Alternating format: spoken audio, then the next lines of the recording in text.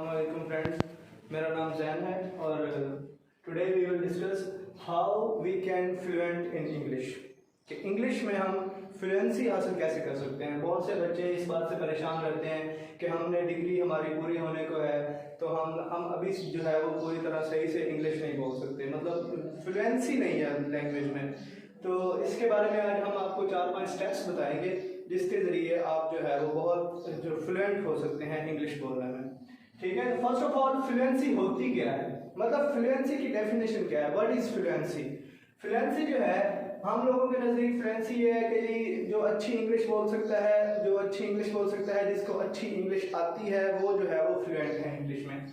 जबकि इंग्लिश का असल फ्लुएंसी का मतलब है कि आप कितने फ्लुएंट और कितनी रवानगी के साथ, कितनी स्मूथली एक लैंग्वेज को आप बोल सकते हैं, मतलब बगैर प्रेशर के आप कितनी आसानी से किसी लैंग्वेज को जो बोल सकते हैं। जैसे हमारी मदर टंग है तो उसको हम बड़ी फ्लुएंट किसी बगैर किसी टेंशन के प्रेशर के हम जो है वो अपनी मदर टंग बोल देते हैं, लाइक पंजाबी है, उर्दू है, हम इसको बड़ी आसानी से जो है वो बोल सकते हैं। तो ये हमारी क्या है, फ्लुएंसी है।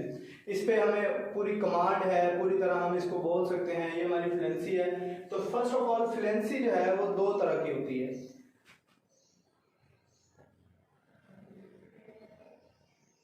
There are 2 types of fluency, physical and mental. There are 2 types of fluencies in English, physical and mental.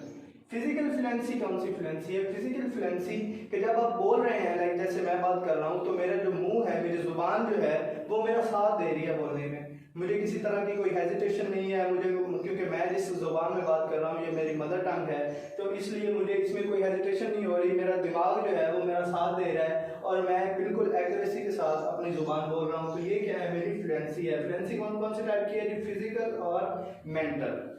इसी तरह जब आप इंग्लिश बोलते हैं तो इंग्लिश बोलते वक्त अगर आपके फिजिकल और मेंटल फ्लुएंसी जो है वो दोनों एक साथ आपका साथ दे रही हैं तो इसका मतलब है कि आप बहुत ज़्यादा फ्लुएंट हैं इंग्लिश बोलने में। ठीक है, तो हमने इसको इंक्रीज करना है, अपनी फिजिकल फ्लुएंसी को और मेंटल फ्लुएंसी को। जब ये दोनों हमारी जो है वो हमारे एक दूसरे के बराबर आ जाएंगी, दोनों एक दूसरे का साथ देने लगेंगी, तो हम जो है वो बहुत ज़्यादा फ्लुएंट हो सकते हैं इंग्लिश बोलने में। तो 3-4 स्टेप्स हैं जिसके जरिए आप बहुत जल्दी इंग्लिश बोलना सीख जाएंगे, मतलब अपनी लैंग्वेज में फ्लुएंट हो जाएंगे। ये ज़रूरी नहीं होता कि आप ग्रामर को पढ़ते रहें, बहुत ज़्यादा ग्रामर डिस्कस करते रहें तो फिर आप जो है वो इंग्लिश बोलने में जो एक्सपर्ट हो जाएंगे, ऐसा बिल्कुल नहीं है। आप जब तक आप इंग्लिश बोलना नहीं शुरू करेंगे, आप जितनी मर्जी लैंग्वेज सीख लें, जितनी मर्जी आप ग्रामर पढ़ लें, आपको इंग्लिश नहीं आने वाली। तो सबसे पहले क्या है कि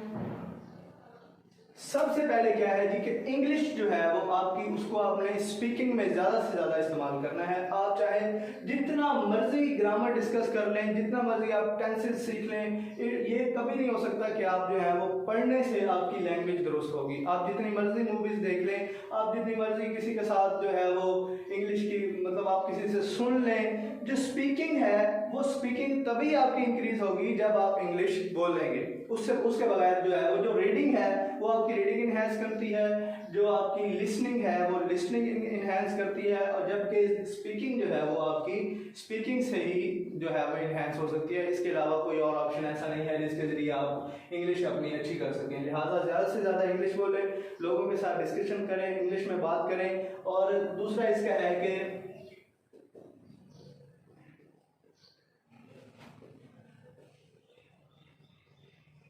do not get pressure.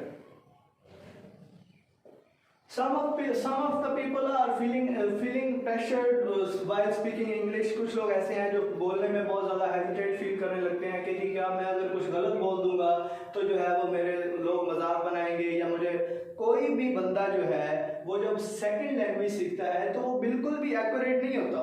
ठीक है। उसके लिए उसको बहुत सारी प्रैक्टिस की ज़रूरत होती है, उसको जो है वो फेयरलेस होना पड़ता है, जिसके बाद जाके वो अपनी लैंग्वेज में कमांड हासिल कर सकता है। कोई भी बंदा जो है वो शुरू से ही इंग्लिश को अच्छे से नहीं बोल सकता। ऐसे नहीं होगा कि कोई भी आप जो है वो स्टार्ट से ये कहेंगे कि मुझे बिल्कुल अच्छी इंग्लिश आ जाए और मैं फ़ौरन से ही अच्छी लैंग्वेज बोलने शुरू कर दूँ, ऐसा नहीं होता। आपको जो है वो पहले थोड़ी बहुत इंसान में गलतियाँ होती हैं, जब आप प्रैक्टिस करते हैं, प्रैक्टिस के बाद ही जाके आपको लैंग्वेज जो है वो अच्छे से आती है। लिहाजा जब आपने इंग्लिश बोलनी है तो उसके दौरान प्रेशर नहीं लेना, जो भी है गेट आउट ऑफ देयर, उसमें से आप बाहर निकलें और आप बोलने बात करें इंग्लिश में, जैसे भी है जो भी है आप उसको बोलें। अगर कोई बंदा आपका मजाक बनाता है तो उससे परेशान होने की बिल्कुल भी जरूरत नहीं है। थर्ड है जी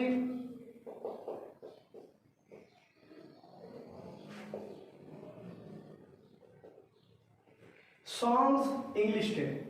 इंग्लिश सॉन्ग्स हैं बहुत सारे डिफरेंट, आप म्यूज़िक सुनते हैं, अक्सर लोग जो है वो अपने नेटिव लैंग्वेज में म्यूज़िक सुनते हैं, तो आप ट्राई करें कि आप इंग्लिश सॉन्ग्स जो हैं उनको सुने। उसके पहले आप कोई ऐसा गाना लें जिसके लिरिक्स जो हैं वो बड़े हल्के हल्के आसान हों, जो आसानी से समझ आते हैं, उनको सुने और साथ साथ गाने की कोशिश करें। जब आप उसके साथ साथ गाएंगे तो आपकी जो फिजिकल इन्फ्लुएंसी है ना, बोलने की फ्लुएंसी है, वो आपकी थोड़ी सी अच्छी होगी। जब वो आपको आसानी से आप याद कर लें तो फिर उसको थोड़ा सा रिपीट करें तेज़ी के साथ। फिर ऐसा गाना लें जिसके लिरिक्स थोड़े से तेज़ हों, उसको गाने की कोशिश करें। इसी तरह जब आप बार बार इस तरह के गाने सुनेंगे जिनके लिरिक्स जो होंगे वो इंग्लिश के ज़्यादा तेज़ होंगे, तो आप भी साथ साथ जब गाएंगे तो आपकी फिजिकल फ्लुएंसी जो है, जो आपकी बोलने की फ्लुएंसी है, वो थोड़ी सी स्ट्रांग होगी। इसी तरह जो है वो स्पीड रीडिंग है हमारा चौथा पॉइंट।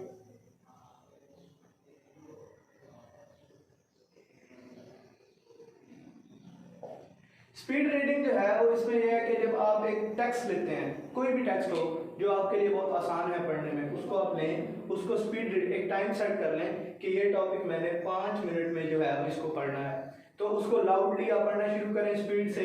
जब आप 5 मिनट में उसको अच्छे से आप उस पर कमांड हासिल कर लेंगे, 5 मिनट में आप उसको अच्छे से पढ़ लेंगे, तो फिर उसका टाइम पीरियड कम कर दें, उसको 3 मिनट पे ले आएँ। फिर उसको 3 मिनट में जब आप एक्यूरेट हो जाएं तो फिर इसका और टाइम पीरियड कम करके उसको 2 मिनट पे ले आएँ। तो जब इस तरह आप ज़्यादा से ज़्यादा स्पीड से रीडिंग करेंगे ना, तो आपकी जो जुबान है उस पर वो जो प्रोनाउंसिएशंस हैं वो बड़ी आसानी से सेट हो जाएंगे, इसलिए आपकी जो फिजिकल फ्लुएंसी है वो स्ट्रांग हो जाएगी।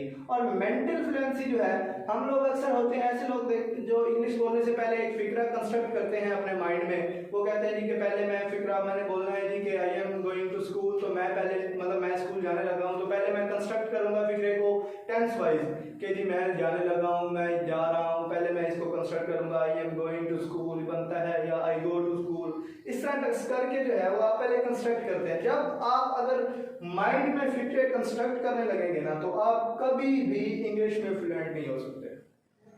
जब भी आपने इंग्लिश फ्लुएंसी के साथ बोलनी है तो इसके लिए आपको जो है वो माइंड में पहले से फिक्रा कंस्ट्रक्ट करने की बिल्कुल भी जरूरत नहीं है। जो भी आपके माइंड में आ रहा है आप बोले क्या है, English is a language and language is a tool to communicate, not it's a parameter to judge your personality or anything else.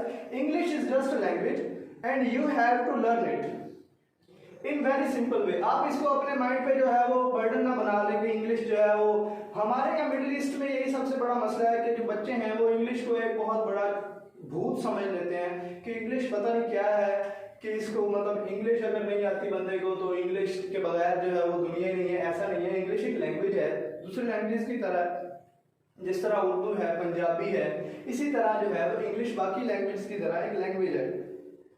आपने उसी तरह इसको सीखना है जिस तरह बाकी लैंग्वेज सीखते हैं, जिस तरह लोग चाइनीज सीख रहे हैं, जिस तरह लोग बाकी फ्रेंच सीख रहे हैं, जर्मन सीख रहे हैं, उसी तरह एक इंग्लिश भी लैंग्वेज है। ठीक है, इसको बिल्कुल नॉर्मल होकर सीखें, इसको अपने आप पे सवाल करने की जरूरत नहीं है, इसको बर्डन बनाने की जरूरत नहीं है, और इसको कंस्ट्रक्ट कर, जब आप फिक्रा बोल रहे हैं तो इसको बिल्कुल भी कंस्ट्रक्ट ना करें माइंड में। गलत बोलते हैं तो बोलते कुछ नहीं होता, इससे आपको कोई जो है वो फांसी पे नहीं चढ़ाने लगा। आप बिल्कुल इसको ईजी होकर समझें, लैंग्वेज है, लैंग्वेज रखें। और बाकी जो है इंशाल्लाह अगर आपको मेरा लेक्चर पसंद आया है तो हमारे चैनल को जरूर सब्सक्राइब करें, और नेक्स्ट इसी तरह की वीडियोस देखने के लिए लाइव से जुड़े रहें हमारे चैनल के साथ। बहुत शुक्रिया।